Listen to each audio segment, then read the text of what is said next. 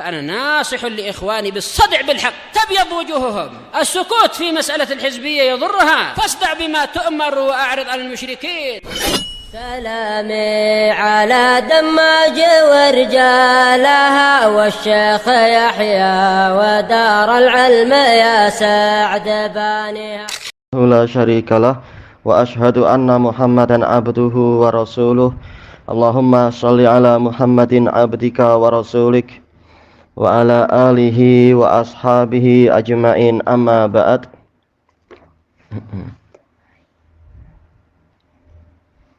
Qala al-Imam Ibnu Katsirin rahimahullahu taala. Ini masih menyebutkan apa yang menukilkan apa yang disebutkan oleh Fakhruddin Ar-Razi, si Abu Abdillah Ar-Razi, bahwasanya sihir ada 8 macam. Sekarang masuk tipe yang kedua, qal wa nau'usani, tipe yang kedua, sihru ashabil awhami wan nufusil qawiyah. Sihir yang dimiliki oleh pemilik auham. Auham yaitu apa? Persangkaan-persangkaan, gambaran-gambaran, pemilik gambaran-gambaran, dan jiwa yang kuat yang mampu untuk menghipnotis orang lain. Tayyib, summastadalla ala annal wahma lahu ta'sir. Lalu Ar-Razi berdalilkan untuk menunjukkan bahwasanya wahm yaitu persangkaan atau gambaran-gambaran itu memiliki kesan, memiliki pengaruh. Bi annal insan yumkinuhu an yamshiya alal jisril mawdu'i ala wajhil ard.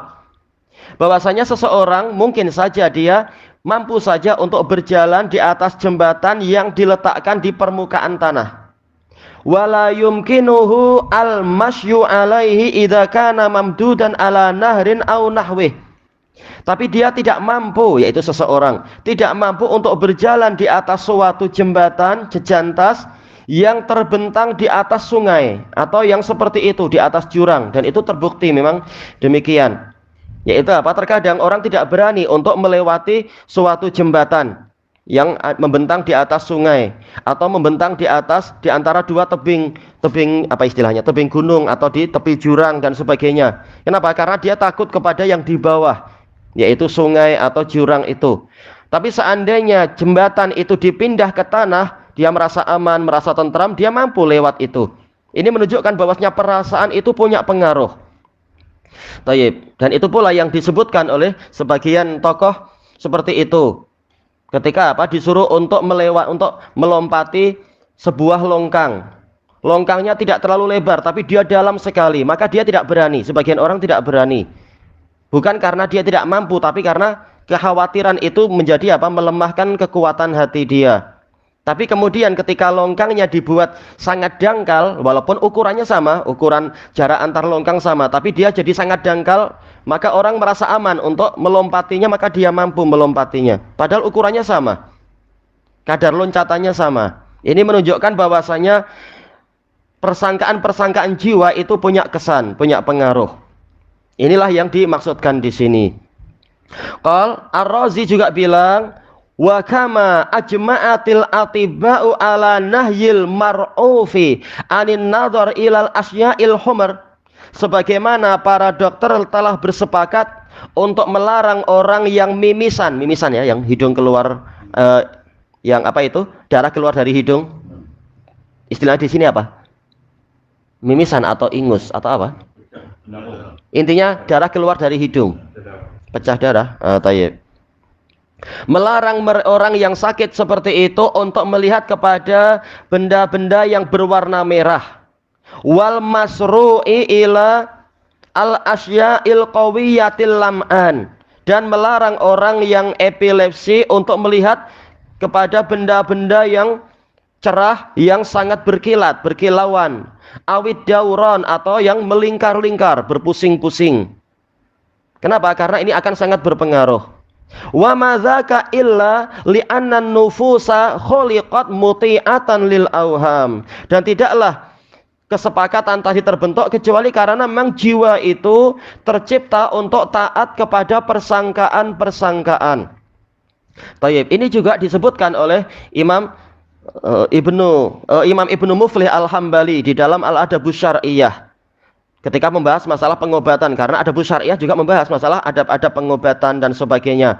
Para dokter melarang orang yang hidungnya sering berdarah untuk melihat kepada benda-benda berwarna merah, karena dikhawatirkan nanti akan entah bagaimana jiwanya itu akan terpengaruh, kemudian tanpa dia sadari akan memerintahkan pembuluh darah di hidungnya itu untuk pecah dan keluar darah.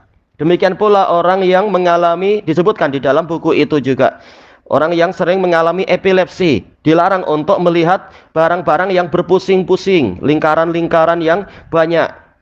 Demikian pula melihat barang-barang yang berkilauan, karena dikhawatirkan nanti akan sangat berpengaruh pada otak dia, akal dia dan sebagainya. Akhirnya kambuh lagi penyakitnya. Sebabnya ini memang, yaitu apa? Jiwa memang tercipta untuk taat kepada persangkaan-persangkaan. Makanya Allah dan Rasulnya menyuruh kita untuk apa? Memiliki persangkaan yang baik, yaitu apa? Tafaul, dan melarang kita untuk memiliki persangkaan buruk yang artinya maksudnya adalah tatoyur, meramal-ramal nasib sial, akhirnya betul-betul jatuh sial dan sebagainya. Karena memang jiwa itu sangat berpengaruh. Makanya kalau jiwa itu optimis, dia akan mampu melewati segala rintangan. Tapi kalau selalu pesimis, selalu ketakutan, dia tidak akan mampu untuk melangkahkan kakinya. Memang itu seperti itu. Baik. Qal wa qad ittafaqal uqala'u ala annal isabata bil ain haqq. Kemudian Ar-Razi mengatakan orang-orang yang berakal telah sepakat bahwasanya tembakan ain itu memang betul-betul ada. Ain yaitu apa? Pandangan mata dari orang yang jiwanya sangat kuat. Itu boleh jadi membuat sakit orang yang ditengok. Baik. Walahu an yastadilla ala dzalik. Nah, sekarang dikomentari oleh Imam Ibnu Katsir, dia boleh berdalilkan tentang masalah ini bima sabata fis sahih, dengan apa yang telah pasti dalam sahihain. Apa itu? Anna Rasulullah sallallahu alaihi wasallam qala al ainul haqq. Bahwasanya pandangan mata dengki itu betul adanya. Walau kana syai'un sabaqal qadar la sabaqathul ain. Seandainya ada sesuatu yang mampu untuk mendahului takdir, niscaya pandangan mata dengki mampu mendahului takdir. Walaupun apa? Tentunya tidak mampu, semuanya ditakdirkan oleh Allah. Tetapi apa? Ini menunjukkan betapa kuatnya pengaruh pandangan mata dari orang yang memang jiwanya kuat tapi dipakai untuk kedengkian dan sebagainya, sehingga apa? Berpengaruh pada orang lain. Dan ini biasa di berbagai negara hal itu terjadi. Ini menunjukkan apa? Ini salah satu dari jenis sihir, yaitu apa? Kekuatan jiwa yang buruk berpengaruh kepada orang lain. Kemudian Ar-Razi berkata, fa idza arafta hadza, maka jika engkau mengetahui ini, fanaqul, maka kita katakan, an-nafsul lati taf'alu hadhil afa'il qad takunu qawiyatan jiddah. Jiwa yang memiliki perbuatan-perbuatan ini terkadang dia memang kuat sekali. Makanya ma'ruf di buku-buku para ahli sihir itu, dalam berita-berita mereka, bahwasanya apa? Mereka mengatakan manusia biasa menggunakan otak hanya 10%. Tapi kalau tukang sihir mampu mencapai 20%. Walaupun ini perkiraan mereka, tapi menunjukkan kekuatan jiwa itu memang sangat berpengaruh. Walaupun semuanya dengan izin Allah. Kalau Allah nggak mengizinkan, tak mampu apa-apa mereka. Tayyib.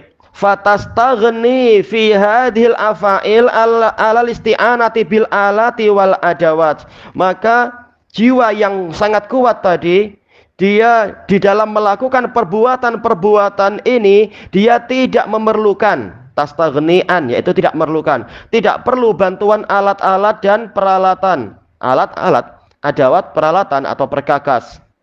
Tayyib. Ini yang kata orang-orang barat istilahnya apa? Anak-anak yang berjiwa kuat, mampu menggerakkan barang ini, barang itu. Memang terkadang itu terjadi. Kalau jiwanya kuat sekali, maka kemana-mana memang kita harus selalu apa? Membentengi dengan zikir-zikir pada Allah. Jangan sampai jumpa makhluk-makhluk yang seperti itu. Memang jiwanya kuat lalu dipakai untuk keburukan, mempengaruhi, menghipnotis orang lain, atau mungkin apa? Memang betul-betul dibantu oleh syaitan sehingga itu terjadi. Maka kita punya benteng dari Allah dan dengan apa? Bantuan Allah dan Rasulnya. Maksudnya adalah apa? Berupa zikir-zikir. Dan Allah yang melindungi kita. Wa qad takunu dha'ifah. Terkadang jiwa itu lemah, fatahtaju ila listi'anati bihadhil alat. Maka dia perlu untuk apa? mempergunakan alat-alat ini. Nah, kita orang-orang biasa, kita perlu pakai alat, menggerakkan ini dan itu perlu alat. Baik. Wa tahqiquh, sekarang penelitiannya bagaimana? Annan nafsa idza kanat musta'liyatan 'alal badan.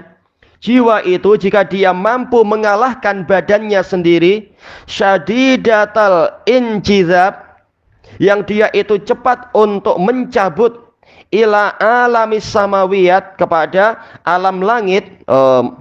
Injita berarti tercabut ya, cepat untuk tercabut atau kuat dalam yaitu apa, tercabut dengan kuat menuju ke alam langit. Sarat ka'annaha ruhun minal arwahis samawiyah, jadilah dia itu bagaikan salah satu dari ruh-ruh langit. Tentunya apa, kata-kata ini tidak boleh diterima secara total, tapi kita paham apa yang dia maksudkan. Karena Ar-Razi sendiri karena terlalu banyak belajar ilmu kejiwaan dari Yunani dan India dan yang semacam itu, akhirnya dia terkena istilah-istilah Yunaniyah macam ini. Intinya itu tadi, kalau jiwa sangat kuat memang terkadang dia jadi apa, mampu untuk berkesan kepada apa yang dia tengok atau dia inginkan dan seterusnya.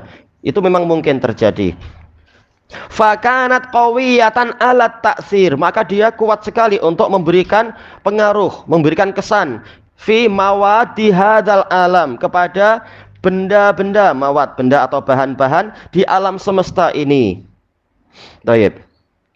Wa idza kanat dhaifah, apabila jiwa itu lemah, syadidatat ta'alluqi bihadhil lidzatil badaniyah, dia terlalu tergantung kepada kelezatan badan, yaitu apa, tidak melakukan perlatihan jiwa, mengekang jiwanya, melatih jiwanya agar kuat. Ternyata jiwanya adalah lemah, selalu apa, ikut apa aja yang diinginkan oleh lidah dia atau diinginkan oleh anggota badan dia dan seterusnya. Fahina idzin la yakunu laha tasarrufunil battah, maka ketika itu dia tidak memiliki kemampuan pengelolaan sama sekali illa fi hadzal badan, kecuali di dalam badan saja. Baik, makanya Syekhul Islam menyebutkan orang-orang yang punya riyadhah qulub walaupun dia kafir, seperti apa, para sami, para biksu-biksu agama Buddha ataupun Hindu atau apa, terkadang dia mampu untuk apa, melakukan perkara-perkara ajaib karena jiwanya dilatih untuk tidak tunduk kepada kelezatan badan.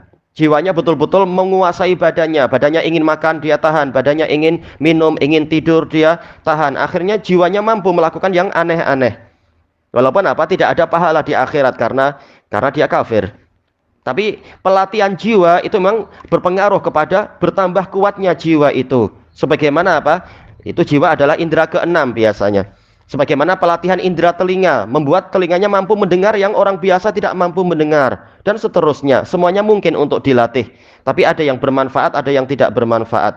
Ada yang membuang waktu, ada yang itu penting untuk keperluan kita dan sebagainya. Lihat apa yang layak dilatih. Summa arsyada ila mudawati hadhihi hadadda bi taqlilil ghidha. Kemudian Ar-Razi membimbing untuk apa? Bagaimana cara mengobati penyakit ini? Penyakit apa? Yaitu jiwa kita justru, maksudnya jiwa di sini mungkin dohirnya adalah hati kita. Hati kita justru sering tunduk pada syahwat badan sendiri. Maka mengobatinya adalah mengurangi makanan, mengurangi gizi, walinqita'i anin nasi warriya, dan memutuskan diri dari manusia walaupun tidak total. Ar-Razi sendiri tidaklah dia kemudian total memisahkan diri dengan orang-orang. Bahkan disebutkan di dalam biografi sebagian ulama, di masa kekuasaannya Ar-Razi, kekuasaan dalam artian dia adalah apa, mufti besar, dan dia selalu kumpul dengan orang-orang. Lalu terdengar berita bahwasanya di negeri itu ada seorang ulama besar yang dia sudah mencapai hakikat. Cuma apa, memang dia lebih suka untuk menyendiri, waktunya mengajar, tapi seringkali dia suka uzlah, tidak banyak kumpul dengan orang-orang. Maka kemudian apa, di Ar-Razi dengan salah seorang teman besarnya, teman dekatnya datang ke ulama tersebut, mengatakan apa, kami dengar Anda sudah mencapai hakikat. Hakikat bukan maksudnya hakikat sufiah, tapi apa, tahu hakikat ilmu-ilmu ini dan seterusnya, rahasia-rahasia ilmu. Maka apa, ulama tersebut mengatakan Anda akan mampu mencapai itu dengan cara Anda berbuat seperti yang saya perbuat, yaitu jumpa banyak orang dan tidak perlu memenuhi apapun yang diinginkan oleh orang-orang. Maka Razi mengatakan, oh kami tak mampu itu, kami sibuk untuk apa? Selalu berkumpul dengan orang. Jadi Ar-Razi nulis demikian bukan berarti betul-betul putus hubungan dengan orang. Dia sendiri tidak putus. Tapi maksudnya adalah menyedikitkan hubungan agar apa? Tidak selalu jiwanya itu jadi tunduk untuk mengikuti keinginan orang lain. Maka jiwanya lah yang berkuasa, bukan malah dikuasai oleh orang lain. Ini yang dimaksudkan. Waria, dan obatnya juga adalah yaitu apa? Memutuskan diri dari riya. Karena inti riya adalah cari pujian orang. Bagaimana agar orang memuji? Ya kita sering memenuhi keinginan mereka. Baik. Nah ini tentunya kalam yang betul. Adapun untuk masalah mengurangi gizi, ini kembalinya adalah puasa yang disyariatkan. Kalau melebihi dari puasa yang disyariatkan, maka ini takdzib, kata Syekhul Islam. Seperti yang dilakukan oleh para sami-sami Buddha ataupun Hindu itu. Mereka terlalu menyiksa diri, mengharamkan yang halal-halal. Tidak mau menikah padahal mampu, tidak mau makan minum padahal badannya sangat memerlukan. Akhirnya apa? Ini menyiksa diri sendiri, mendolimi diri sendiri. Dan itu haram. Walaupun setelah itu dia jadi sakti, mungkin jadi hebat, mampu ini, mampu itu, dan seterusnya. Tayyib. Qultu, kata Imam Ibnu Katsir, wa hadzal ladzi yushiru ilaihi huwa tasarrufu bil hal. Yang diisyaratkan oleh Ar-Razi ini adalah pengelolaan situasi hal. Ini terjemahan mudahnya ya. Hal artinya situasi, keadaan. Walaupun seringnya di penjelasan Imam Ibnu Taimiyah dan Ibnul Qayyim, hal maksudnya adalah yaitu apa? Keajaiban, keadaan yang aneh-aneh, yang biasa didakwakan oleh orang-orang sufi ataupun orang-orang Rafidhah. Tayyib. Ini yang dikatakan hal. Kalau ada istilah sahibul hal, kalau dalam buku-buku itu seringkali yang dimaksudkan adalah pemilik keajaiban, pemilik kesaktian atau apa. Itu hal istilahnya. Dianggap sebagai pemilik karomah. Qal wa huwa ala qismain, kata Imam Ibnu Katsir, ini terbagi menjadi dua jenis. Taratan yakunu halan sahihatan syar'iyyah. Terkadang keajaiban tadi itu adalah keajaiban yang betul dan disyariatkan. Dalam artian apa? Tidak melampaui syariat, tahu-tahu memang Allah kasih dia kehebatan. Yatasarrafu biha fima amarallahu wa rasuluhu sallallahu alaihi wasallam. Dia tasarruf, yaitu berbuat atau mengelola dengan keajaiban yang dia miliki tadi di dalam perkara yang diperintahkan oleh Allah dan Rasulnya. Seperti Imam Ibnu Qudamah, beliau punya keajaiban, mampu berjalan di atas air. Ini ajaib. Kalau kita nggak baca biografinya sendiri, kita akan, itu kan biasanya orang-orang sufi. Enggak, ulama ahlu sunnah juga punya macam itu, tapi mereka tidak ingin menampak-nampakkan itu. Sebagaimana itu pernah disaksikan oleh muridnya, tanpa Ibnu Qudamah tahu muridnya mengintip. Ketika beliau ketinggalan, bukunya tertinggal di seberang sungai. Sementara waktu itu tidak ada jembatan. Maka tahu-tahu beliau jalan ke seberang sungai dengan apa? Berjalan di atas air. Nah ini untuk ibadah, bukan? Yaitu apa? Untuk kebaikan, bukan untuk yang syirik-syirik atau untuk pamer di hadapan orang, kesaktian dan sebagainya. Ulama tidak suka, ulama yang benar tidak akan suka memamerkan karomahnya, dan karomah tidak selalu muncul sesuka hati kita. Tayyib. Demikian pula yang dialami oleh Syekhul Islam Ibnu Taimiyah dan yang lain-lain, melakukan itu dalam apa? Dalam pola yang untuk yang baik-baik, bukan untuk yang buruk-buruk. Terkadang boleh membaca isi hati orang, tentunya dengan kehendak Allah, dan tidak selalu tentunya. Sebagaimana yang dialami oleh teman Ibnu Qudamah, yaitu Imam Abdul Ghani Al-Maqdasi, pengarang Umdatul Ahkam itu. Ketika cucunya sedang tengok ke atuknya, mengatakan bahwasanya, atuk saya ini hebat sekali. Dalam hatinya, cucunya cerita di dalam biografi, atuk saya ini hebat sekali, dia mampu hafal ini, hafal itu. Memang beliau hafid. Tahu-tahu atuknya menoleh kepadanya bilang, itu Daraqutni, bukan saya. Cucunya heran, saya tak bilang apa-apa pun. Itu contoh keajaiban-keajaiban, tapi untuk yang baik-baik, bukan untuk seperti yang dilakukan oleh orang-orang sufi dan sebagainya. Tayyib. Kalau orang sufi niatnya untuk yang rusak-rusak tentunya, biasanya. Qal wa yatruku ma nahallahu anhu wa rasuluh.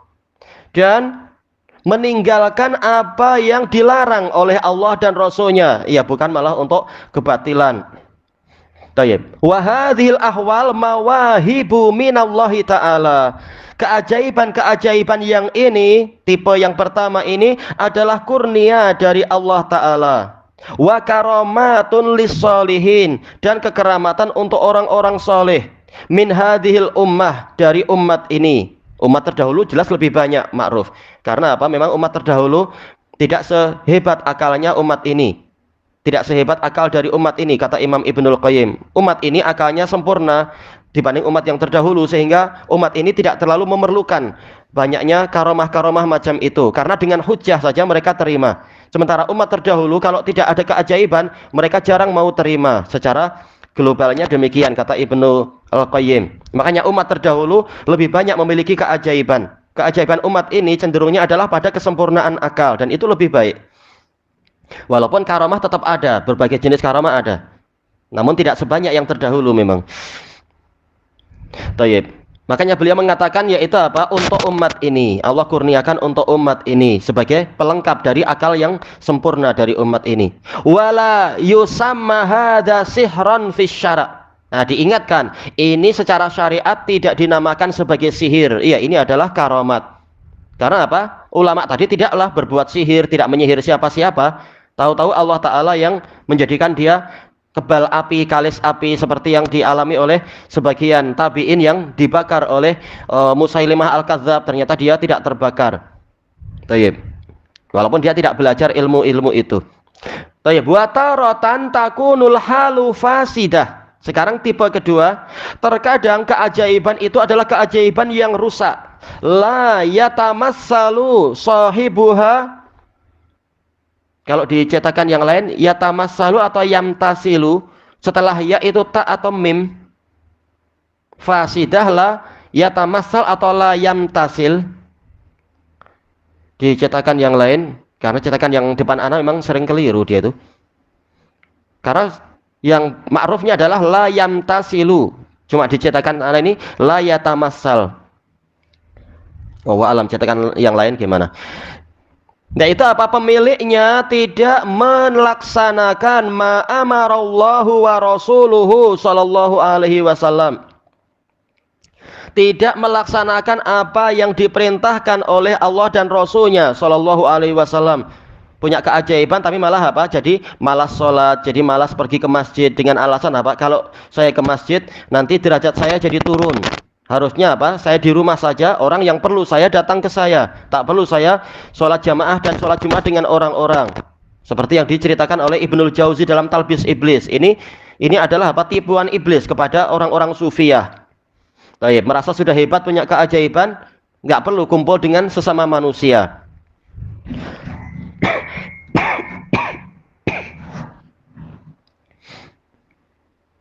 Baik, kemudian beliau mengatakan di sini wala yatasarrafu biha fi dzalik, dan dia tidak mempergunakan keajaiban tadi di dalam ketaatan pada Allah dan Rasulnya, malah digunakan untuk maksiat-maksiat seperti yang terkadang terjadi di Indonesia dulu-dulu. Tapi ada sebagian kiai yang punya keajaiban mampu membaca sesuatu di balik kertas, dia pakai untuk apa? Berjudi.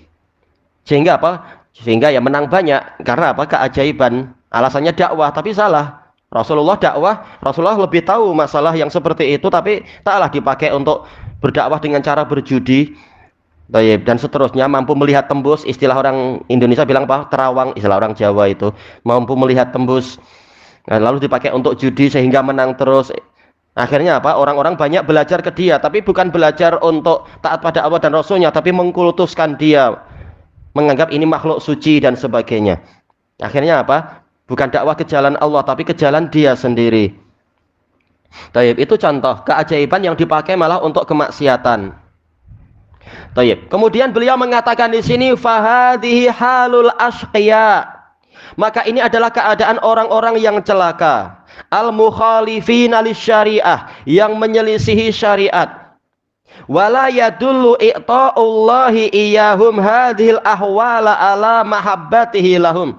Dan pemberian Allah kepada mereka, pemberian berupa keajaiban-keajaiban tadi, tidak menunjukkan Allah itu cinta pada mereka. Karena ini semata-mata kurnia rezeki, ada yang diberi rezeki kurang, ada yang diberi rezeki lebih. Rezeki kadang berupa harta, kadang berupa kekuatan, dan seterusnya. Maka ini sekedar pemberian, ini tidak menunjukkan bahwasanya orang itu dicintai oleh Allah. Contohnya apa? Buktinya kata Imam Ibnu Katsir, kama anna dajjal. Ini contoh yang sangat jelas sekali. Sebagaimana Dajjal, la'anahullah, semoga Allah melaknat dia. Lahu minal khawariqi lil adat madallat alaihil ahadisul kasirah. Dia memiliki keajaiban-keajaiban, khawariqul adah, keluar biasaan yang telah ditunjukkan oleh hadis-hadis yang banyak. Mampu apa? Mendatangkan hujan, mampu menumbuhkan tanaman, dan seterusnya, mampu menghidupkan orang mati untuk sementara waktu dan sangat terbatas tentunya. Ini keajaiban yang mengerikan sekali. Ma'annahu matmumun syar'an la'anahullah. Bersamaan dengan itu dia secara syariat dia tercela. Semoga Allah melaknat dia karena bukan digunakan untuk mengajak orang ke jalan Allah, tapi untuk ke dirinya, agar orang menyembah dirinya. Nah, maka yang sekarang-sekarang para dajajilah polanya seperti itu. Jadi tidak menunjukkan dia ini wali Allah. Wa kadzalika man syabahahu min mukhalifi syariatil Muhammadiyah. Dan demikian pula orang-orang yang menyerupai Dajjal. Dari tipe orang-orang yang menyelisihi syariat Nabi Muhammad sallallahu alaihi wasallam. Sampai berani mengatakan, saya seperti Khidir, tidak harus ikut Musa, maka saya tidak harus ikut Muhammad. Naudzubillah. Berarti apa? Kafir. Tidak mau ikut Nabi Muhammad, lalu syahadatnya syahadat siapa berarti? Wa asyhadu anna Muhammadar Rasulullah atau siapa? Prakteknya nggak akan demikian. Prakteknya bahkan apa? Bukan bersyahadat dia sebagai nabi, bahkan dia sebagai Tuhan itu sendiri. Nauzubillah. Jadi apa? Memang seperti yang dikatakan oleh Imam Ibnu Katsir, man syabahah, menyerupai Dajjal, yaitu apa? Mengklaim dirinya sebagai Tuhan ujung-ujungnya memang. Wa ala kemudian Muhammadiyah ala sahibiha afdhalus salati wassalam. Semoga sholawat dan salam yang paling utama tercurah kepada Nabi Muhammad SAW.